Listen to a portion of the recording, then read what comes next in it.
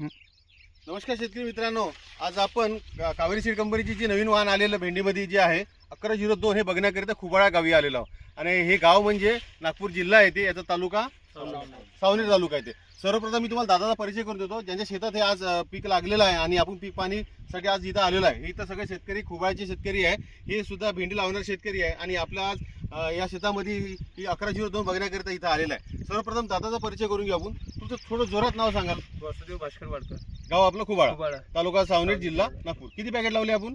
2। यांनी 1102 या व्हेरायटीचे 2 पॅकेट लावलेले आहे।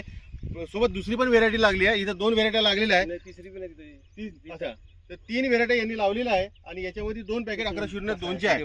तर तुम्हाला हे 1102 कशी वाटली? चांगली वाटली। त्याचप्रमाणे जसे भेंडीची क्वालिटी वगैरे सुपर एकदम।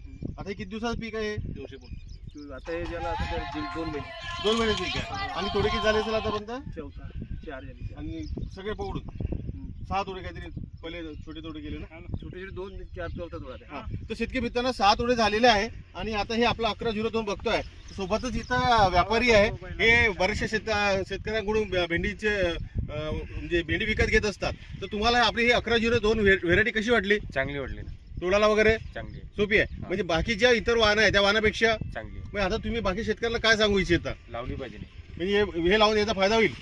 तर बघा शेतकरी मित्रांनो, आपण जर भेंडीमध्ये 1102 या वाहनाची अजून लागवड केली नसेल तर तुम्ही कावेरीचं 1102 या वाहनाची लागवड करा आणि आपलं उत्पादन तुम्ही बिलकुल वाढवून जाईल।